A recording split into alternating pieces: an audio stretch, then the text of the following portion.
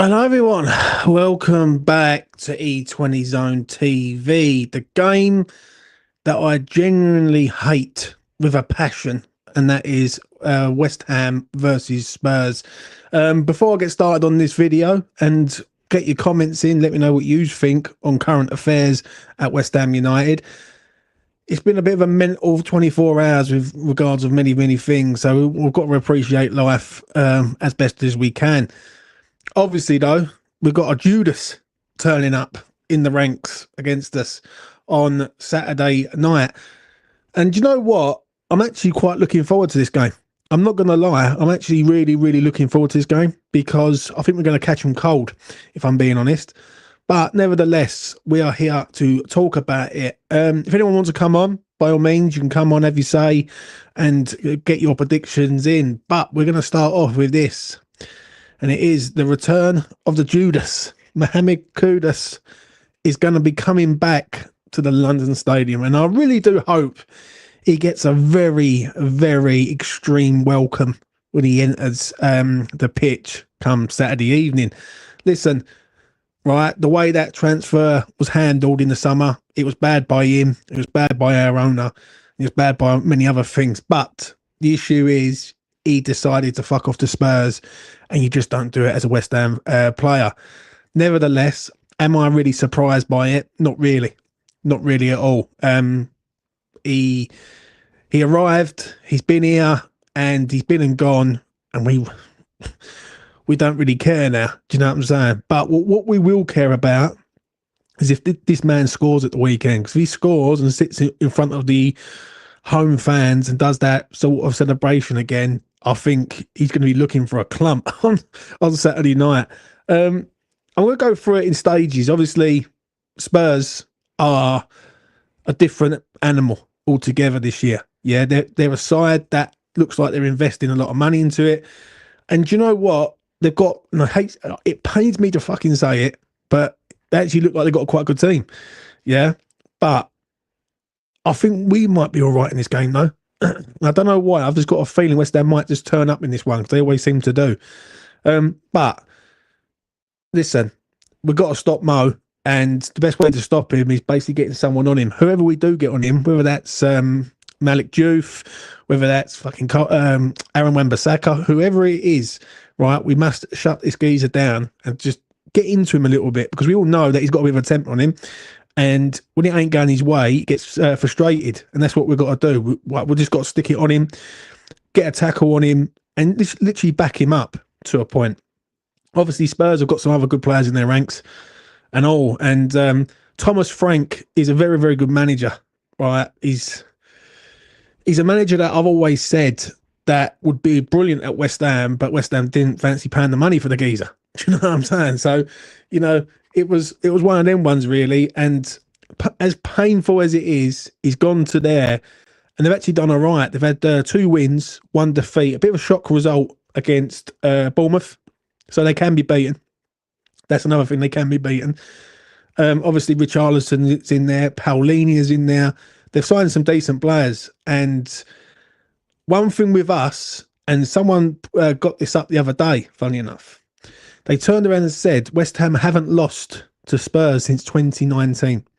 They haven't. And for me, that is good enough for me to say, you know what, let's have a go at these. Let's see how we get on against Tottenham at the LS. Now, on Saturday night, I just hope we don't get rolled. Because if we get rolled in this situation, it could turn very toxic, very quick, and it ain't going to be good. It ain't going to be good. This is a game where I do fear for us in this game, but I don't know. Something tells me we're going to be all right. Right, I see enough in the last game to say, you know what? If West Ham use their loaf, yeah, don't try and win the game in the first half. Stay in the game. We could beat this team and turn this team over, and they are beatable. We have seen it.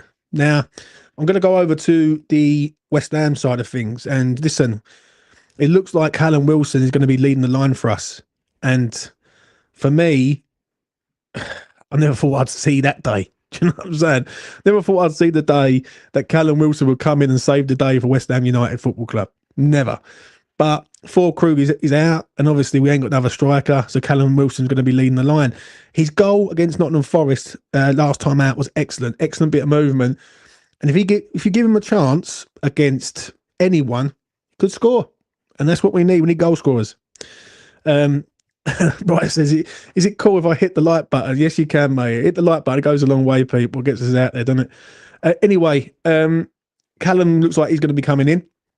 And the big question of all is, will Graham Potter change his ways or revert back to type? I done a video on it the other day. I am worried, right, that he goes back to a back five. That's the one thing I'm a bit concerned about, is if he goes back to a back five, he's just going to allow Spurs onto us. And then if Spurs do score first, then we've got to come out, and then that's where we get opened up. Do you know what I mean? I don't want to see a back five from Potter. I want to see a back four. I want to see a 4-3-3. I want to see Crescencio Somerville start in the game, right? And I want to see a front three of quality. Bowen, Wilson, Somerville. That's good enough for me. I don't know what we do about Magassa. That's the only one that I'm a bit on the fence with. Paqueta will play. Fernandez will play. Does Magassa play? That's right. What do you really want to chuck this geezer in a London derby and basically hope he's up for the challenge, or do you want to like nurture this geezer in? It's going to be interesting to see. But Fernandez, I'm actually looking forward to seeing. Like, I really am. I think Fernandez could be an absolute gem of a player in this game, right? And I don't know why. I don't feel worried like I did it before. If you'd have asked me before the Nottingham Forest game, I would have said to you, I'm worried about Spurs. I'm not really worried about us, if I'm being honest. Do you know what I'm saying? I really am not. As long as Potter changes his ways. If Potter changes his ways, then we might be all right. If he goes back to type, which I'm a bit worried that he might go back to type, that is where I'm going to be concerned, because I just don't see us any way, shape or form getting around it. And this is a big game for the fan base and all. Do you know what I'm saying? Because obviously with the protests and with everything what's going on behind the scenes at the minute, which I'm not listening to, I'm going to be straight. I'm not listening to all the propaganda shit that is being pumped out, because last night I just about had enough, and I just like went, you know what, I might just give up this fucking YouTube game, because there's a lot of people out there, and they know they are fucking content creators who are pushing this narrative of takeovers and shit like that, right? When there isn't none. Do you know what I'm saying? And there hasn't been no talk of none. And the only reason why it comes up every single fucking time, and I'm going a bit of a rant, comes up every single time on international break. On an international break, oh, there's a fucking takeover all of a sudden, right? Biggest gaslighting, biggest propaganda spill I've ever heard in my life. So I'm not going to get into that. I care about what's going to happen on the pitch.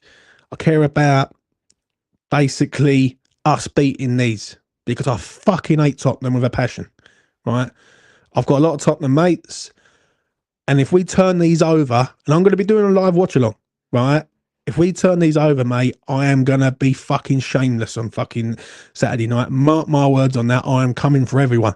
Do you know what I mean? And I will be coming for them geezers who clipped me up during the summer when I had tears in my eyes because of Sullivan ruining my fucking club. So, yes, West Ham, do not let me down at all, please. Right, let's come to the starting 11. And it's going to be interesting to see how he goes around it. Now, what do I think he'll do to what I want him to do are two different things. What I want him to do is play a 4-3-3, right? 4-3-3, Manson in goal, Juve. I think you've got to play Kyle Walker-Peters in this game, because Wan-Bissaka's a bit up and down at the minute. Like, he don't know how to defend. You go with a back two with probably Kilman and Mavropanos, both done all right in the last game. Do lack pace, though, in there.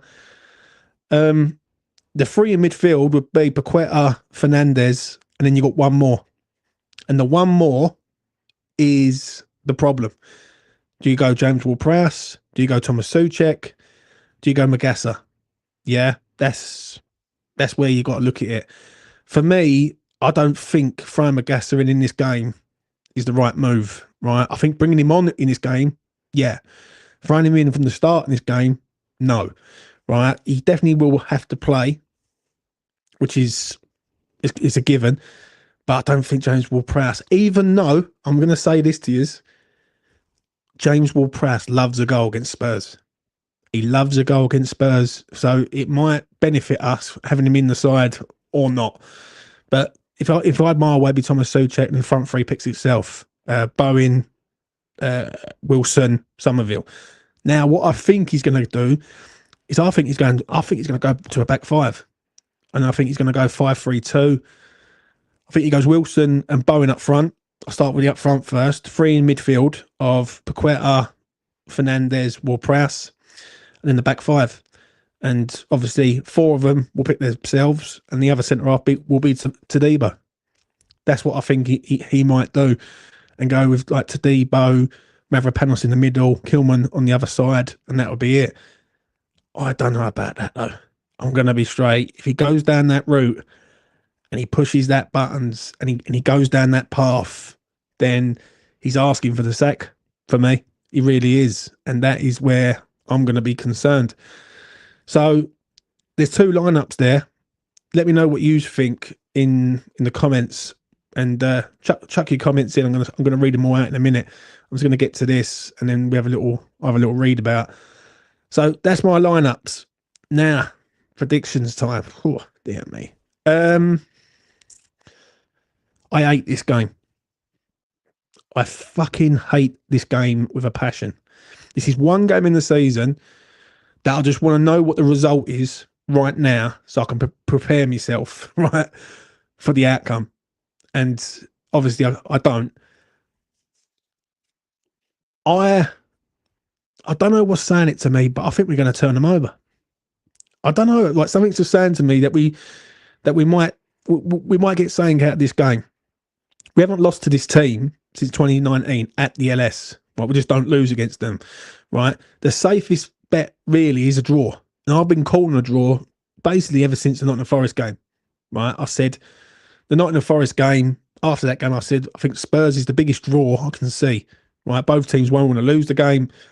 Spurs will come and try and have a go. We're going to sit and hold, and we're going to try and hit them on the break. Right, and what we're going to do, we're going to play counter-attacking football in our own gaff.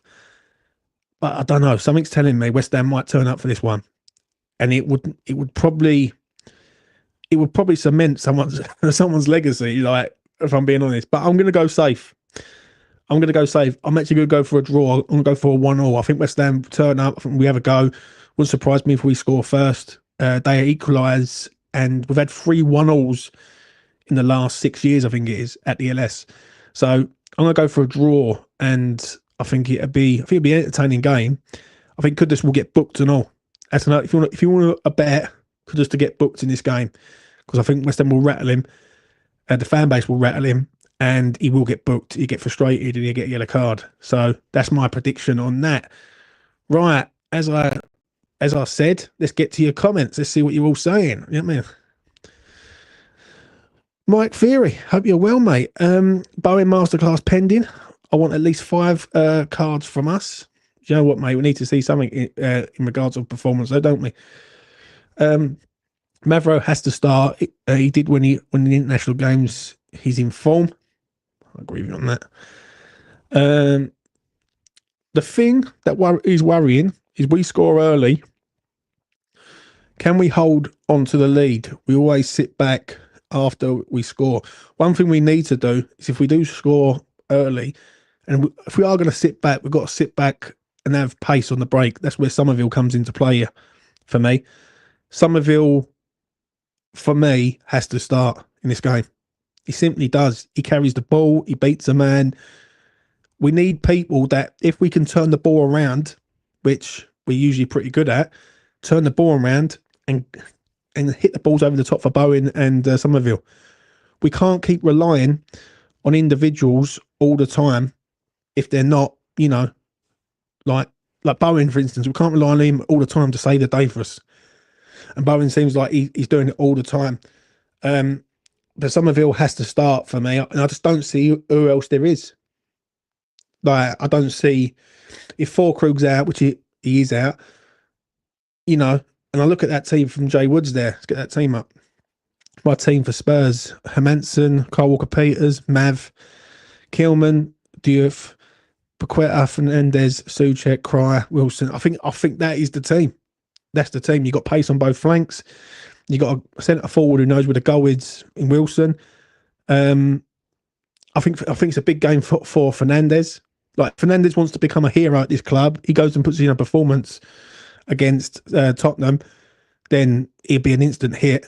I think it's a big game for Lucas Paqueta and all, for a man who's massively in form.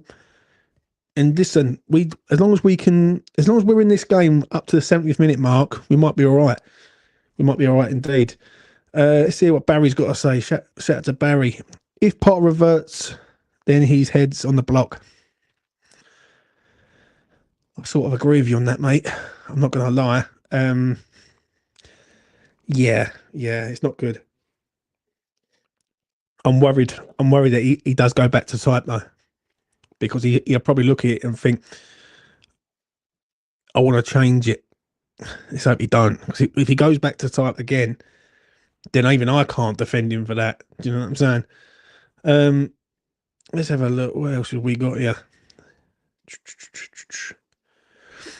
Do you think Potter plays Somerville wing back like he did versus Villa? I don't think so, mate. I don't think so. But one thing with Potter that I will say is he will change things. The issue I've got is, will he change it at the start? You know what I'm saying? Like, because obviously everyone's coming back from international break.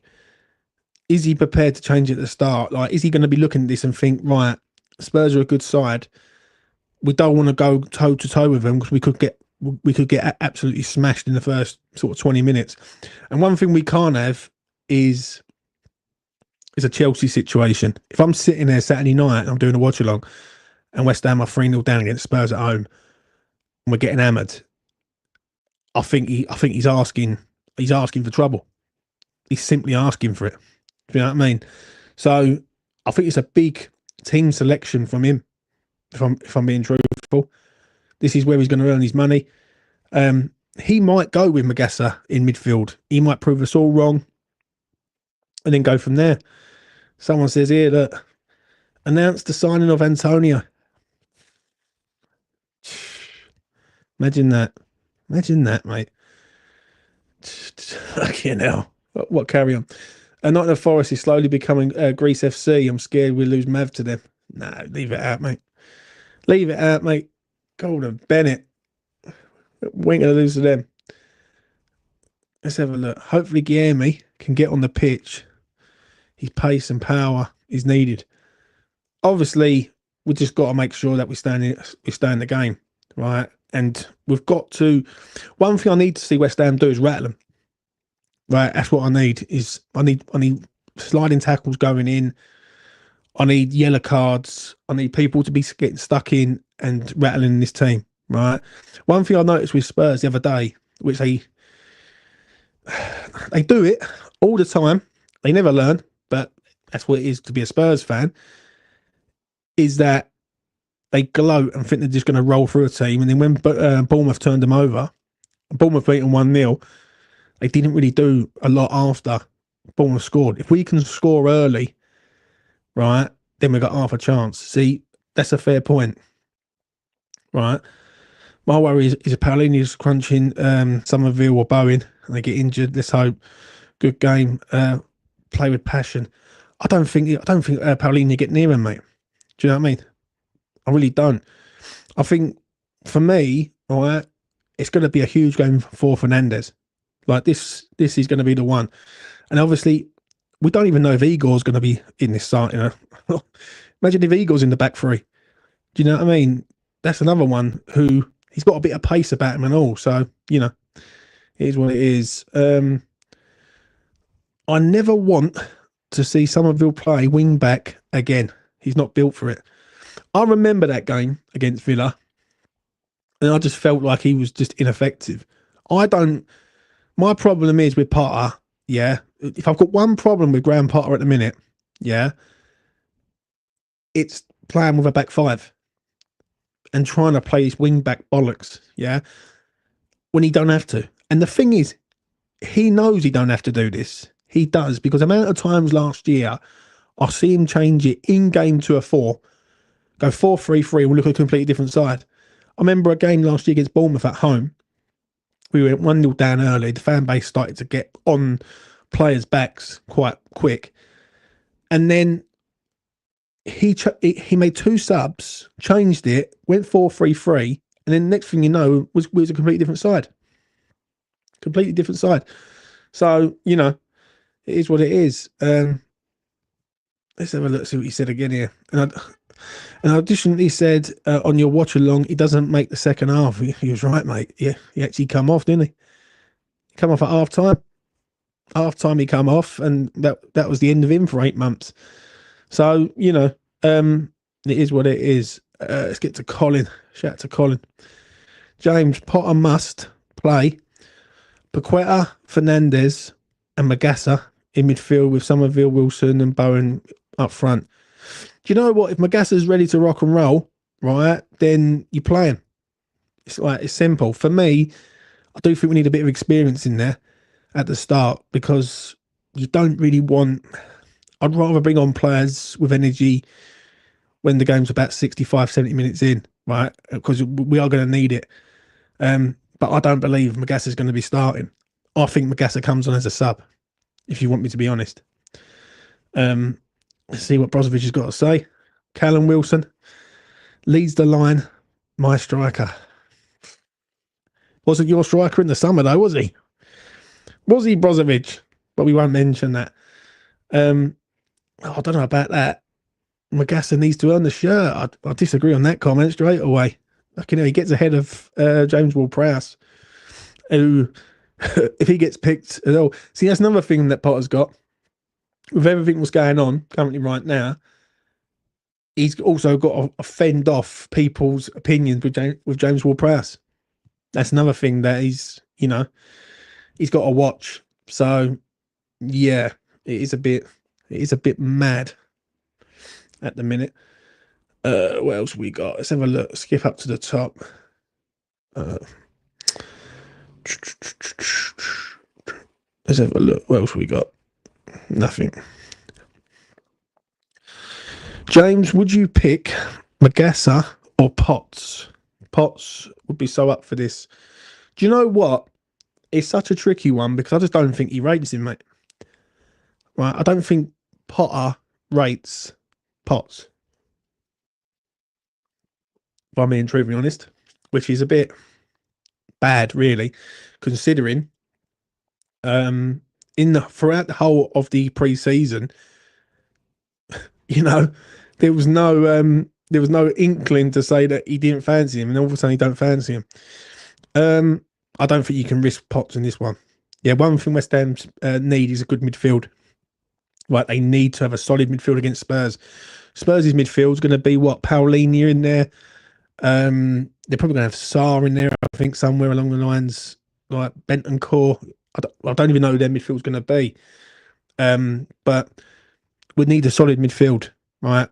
I want West Ham to set up in a counter-attacking system against Spurs. I want West Ham, for me personally, I want West Ham to sit there in a 4-3-3, say, come Spurs, you come on to us, give them the ball, push them wide, right? And then once we turn that ball over, we hit them on the break.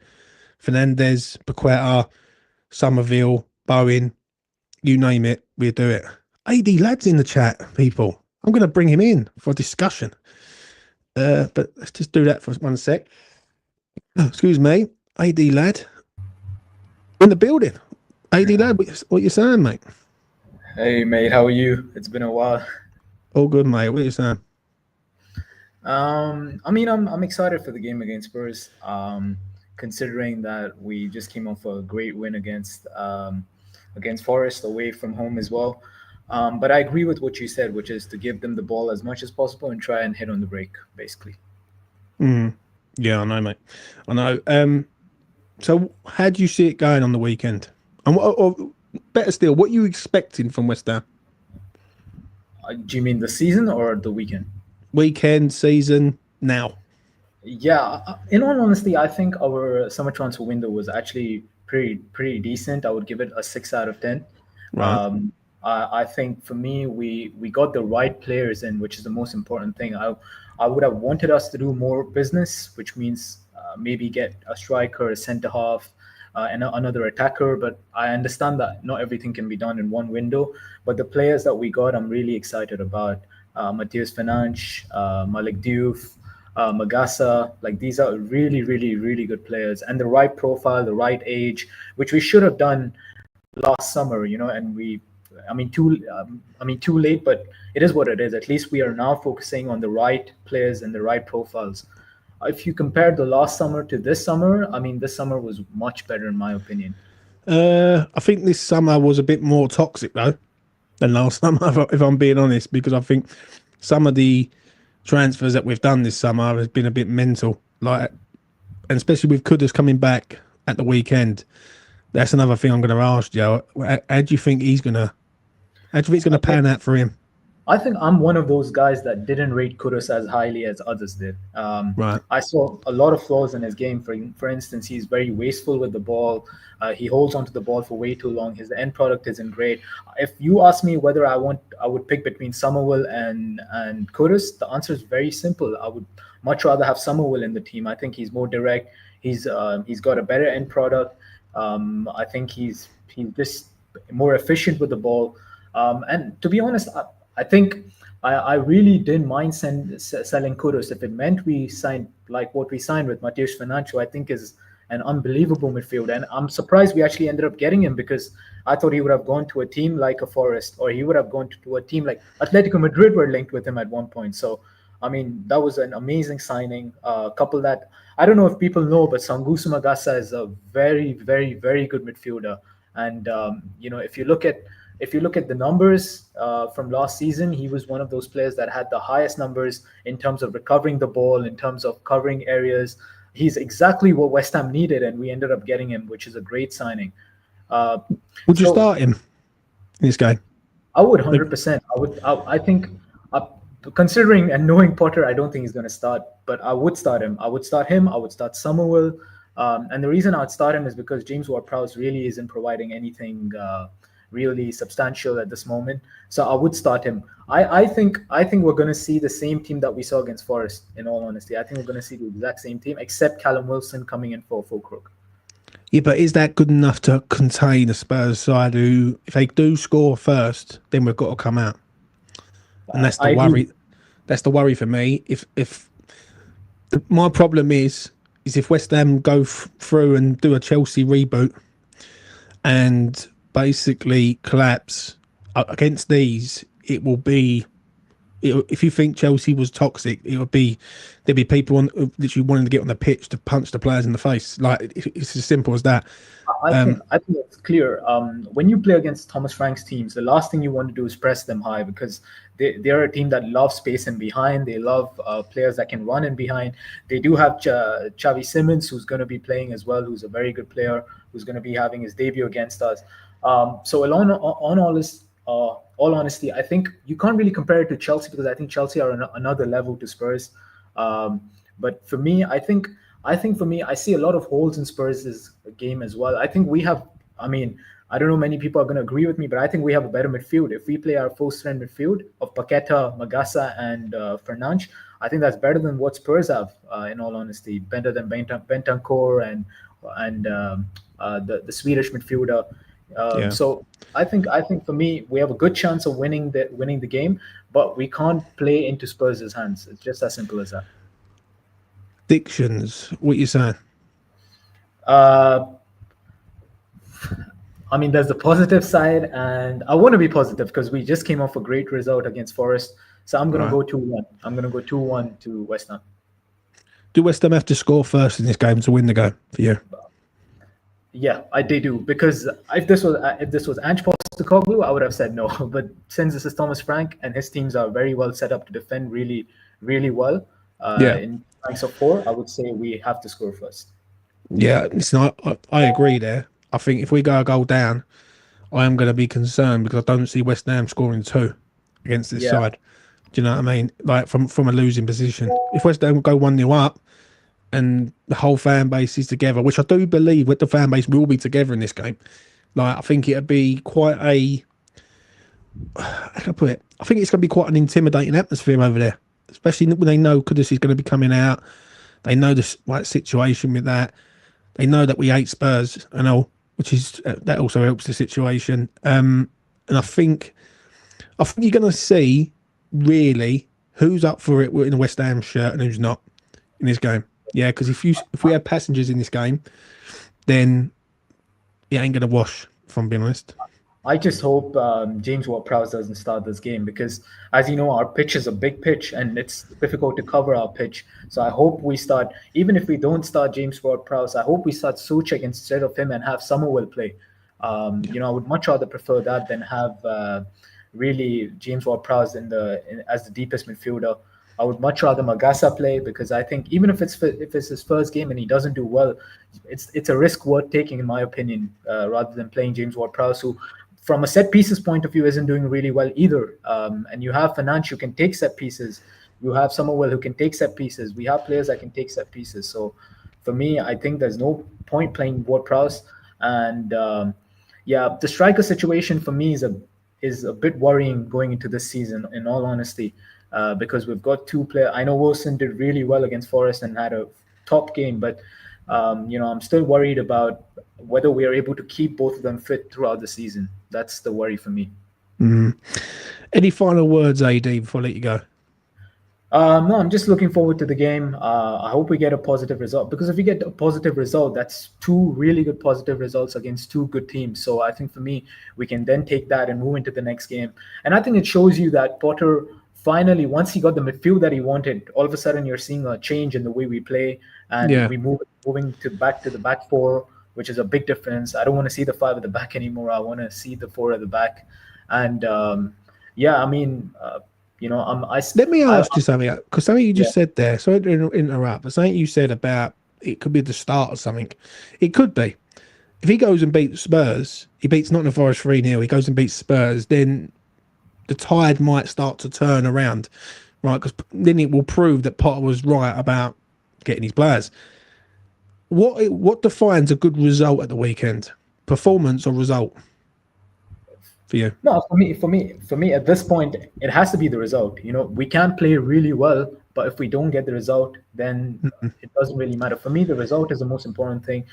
Like you saw with Nottingham Forest, we had the performance and we had the result, so it was like two folds. I think if we get a result in this game, it will be through a good performance. So for me, I think like I said, since I've been saying last season that the biggest problem we've had is the midfield, and Guido Rodriguez and James Ward-Prowse midfield, you could put any manager on the planet, he's not going to do well with those two in the midfield. As soon as you saw Matheus Fernandes come in, you saw a massive difference. He was unbelievable against Forest. I mean, he was attacking well, defending well, got into pockets, was running like a maniac. This is exactly what we need.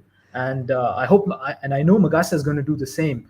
I'm really excited about the new signings, to be honest. Magasa, Diouf, and even Mats Manson, who had two awful games at the start, but he's a very good goalkeeper, and that's why West Ham ended up signing him, in my opinion. I hope so, mate.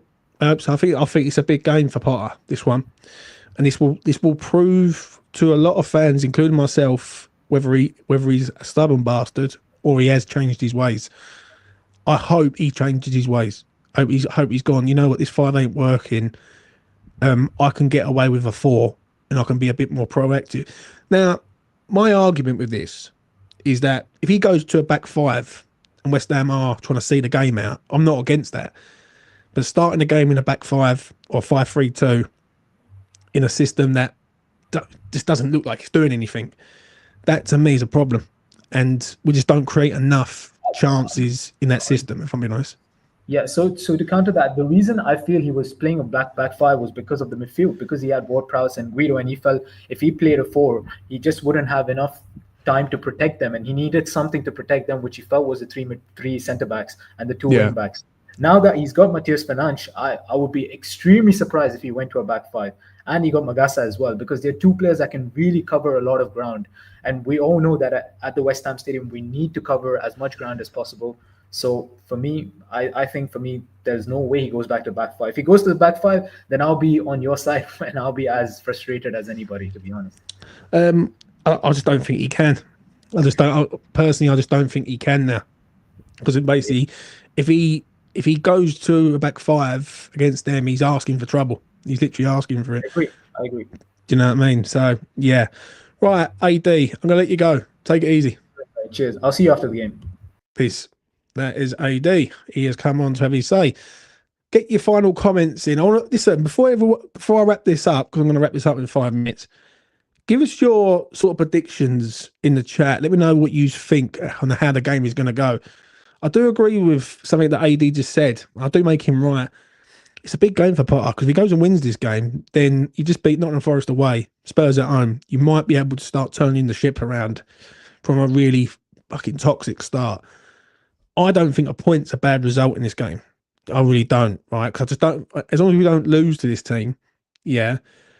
But if we do turn this team over, that would be like poetic. Do you know what I mean? Because like one thing I've noticed, I've seen it with them over the last sort of 2 days, is they're saying about what Kudus is going to do.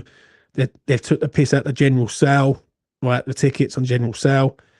If we go and beat them in there with an half-empty stadium, right? Fucking that'd be worth its weight in gold all day long. Let's get to Pat. See what Pat's got to say for himself. 1-1 draw, but we matched them all over the pitch. I'll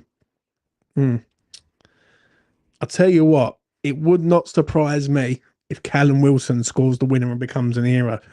Someone said it to me the other day, funny enough, right? He said, Jay, we all know that you weren't a fan of Wilson when he arrived.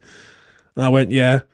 He went, you watch him go and score the winner against Spurs and he becomes an instant hero. Because if he goes and scores the goal that wins them the game, right, and beats Spurs at the LS, he's going to be a fucking hero, whether people like him or not. Like, and some people do generally not like him, but it is what it is. It is what it is. Andrew has said 2-1. I do think West Ham need to score first, though. If we're gonna win the game at all, we need to score first. I just don't see us winning the game from a losing position. And yeah, that is that. Do you know what I'm saying? My final thought on this sort of preview that I've done: return of the JUDUS Mohammed Kudus. Do you know what I mean? If you're a poet, you didn't know it. I'm going to say this. All I want to see on the weekend is the boys give it 100% from start to finish and hope, yeah, they can get a positive result out of the game. I will get to Draynell's comment in a minute because he's just come in. I need to see a team together. That's another thing. There's going to be times where we're going to be up against this lot because they are a decent side. They're going to be good at set pieces. They're going to be good from throw-ins. Like, and one thing with us is we struggle to beat a Thomas Frank side many, many times. But you know what? Something is just saying to me, Jay, don't worry about it. It's going to be all right. I don't know. I just feel like West Ham might have this one prepared and ready to go. And if there's a game to kickstart the season for West Ham fans everywhere, it's this one. This game can turn the season around in one hit. If West Ham go and beat Spurs at the LS, right, and play well in doing so and get the job done, then 4 games, 2 defeats, 2 wins, things are not as bad as they look. Do you know what I mean? But then it could go the other way. And if we get hammered, like we got hammered against Chelsea, I wouldn't want to be Potter. Let's put it like that. Right, let's get to Draynell. Evening. I think it's going to be a very cagey start. If we can hold them and stick a few tackles in to lift the crowd, I just want us to play with some effort and get some tackles in. I think they are going to be up for this one, mate. I think they will know. I think Potter knows that the fan base are on his back. That's the first thing. So I think Potter will get these players up for it. It all depends on the players, really, for me. And you're going to know who's up for the battle and who's not. I think Max Kilman's got to have a good game. I feel like whoever the 3 in midfield is, whether it's Paqueta, Fernandez, Magassa, they've all got to play good if we're going to get something out of this game. Let's get to Vinny Bones. 3-1 West Ham, Wilson hat trick. Mate, if he goes and scores that trick, imagine that. Mate, I'd have to come on and do like an afterthought and literally praise him to the hill. He would be like a god, mate. Trust me, if he got an hat trick. Callum Wilson, hat trick hero. You know what I'm saying? Let's see what Pierre's got to say. I think we'll be defensive for 60, 75 minutes, then go for it. Possibly, mate. Possibly. I can't see us going toe to toe with them. But if West Ham play the game, then it all really depends on the first goal. Right in the situation leading up to the first goal. One thing I don't want to see with West Ham, and I don't want to see a self-destruction that I see against Chelsea where the goals were going in and no one had any idea what the fuck they was doing. Right, they literally had no idea. Corners, no idea. Picking up players, no idea. Off the ball, no idea. I need West Ham to be on the ball from minute 1 to minute 90 and beyond. Do you know what I'm saying? And if they can do that, then they've definitely got half a chance of beating this side. Do you know what I'm saying? And they need to give it everything. That's one thing I am going to say, right? I want to see them give their all for this club, right? Because we give our all for this club, whether you go to the ground or you're watching it at home or you're getting up at fucking in Australian time and watching it. We do our bit. It's time for them to do their bit. And I think Jared will get them up for it. And I think the Kudus thing also builds it up even more because obviously to sort of spit in the faces of West Ham the way he did, like, there's no better feeling than to beat them. So, you know, I'm worried about this game myself. If they play like they did against City, then we'll have just to hang on until we get some time in the game. I think against City, they just scored at the right time, though, Baz, if I'm being honest, mate. If I'm being truthful, I look at them in that game, and I watched that game. I remember where I was that game. They scored. Then there was an error, wasn't there, for one of the City goals, for the second goal, I think it was. If West Ham can stay in the game, right, but I do think tackles and getting the fan base up for it, and also making Tottenham realise they're in a game, rather than them just playing around with us. So, yeah, I don't want to see our players being all matey with JUDUS either. Very good point. Comment of the night, that one. Get on that one. Yeah, comment of the night. I completely agree. No mates in football, I'm afraid. I think we'll go 1-0 down in the first half. Potter will change things. Second half, we'll come out and score 2 and win the game. Well, Andrew, I'm going to say this to you, mate. If he does that, that'd be the first time ever that Potter's won from a losing position. He's never done it from a losing position, other than in a friendly, which it's a friendly, it don't really count. But in a competitive game, he's never won from a losing position. I'd rather us be 1-0 up, if I'm honest. If Bowen is up for it like he was against England, I'll be happy. I think Bowen will be fine, mate. I think Bowen will be fine. It's just going to be interesting to see if Somerville plays or if Somerville's on the bench. If Somerville's on the bench, who's he going to bring in? Because basically what it is, it's really Somerville who's the main one. Does Somerville start or does he or is he a sub? If Somerville is on the substitute bench, I've got a feeling that player who's replacing him is a centre half. I think it's Todibo. I think it'll be Todibo, Mavropanos and Kilman as the 3 man at the back. Now, if Somerville starts, then Potter's going to have people on his side. Like, it's as simple as that. He will. Like, do you know what I mean? But if he goes with a centre half, then the fan base are going to be flat before they've even started the game. But he's the manager. He picks the team, doesn't he? Let's be honest. Right, I think that's all the comments, I think. You know what I'm saying? Listen, I'm going to wrap it up there. I thought I'd do this video tonight, get it done, and have people come on, have their say. It's been very, very quiet in the West Ham community, and obviously I've seen a lot of videos and things about takeovers and all that. I'm just not getting involved in it. I really am not. because the propaganda in this fan base is absolutely sickening. I probably will be doing a space later. So if Brozovic is here or Theory's here, give us a message. We'll hook a space up later tonight. Jump on the space and we'll get your thoughts on that. Let's get to Mike Theory. Is Somerville match fit to start? Good question though, mate. Like, is he match fit to start? Probably not. But do we have anyone else? Probably not. So it is what it is. Anyway, that is enough from me. Right, I am gonna let you all go, and I will see you again probably Saturday for the live watch along. Yeah, be there with us. I'm gonna go through the motions of it. Don't let me down, West Ham. All I'm gonna say is this: don't let me down, because there's losing, and then there's losing to this lot. I fucking hate this lot with a passion, and yeah. If there's one win I want you to do this season, it's against Tottenham at home. Come on, boys. Don't let us down. Peace.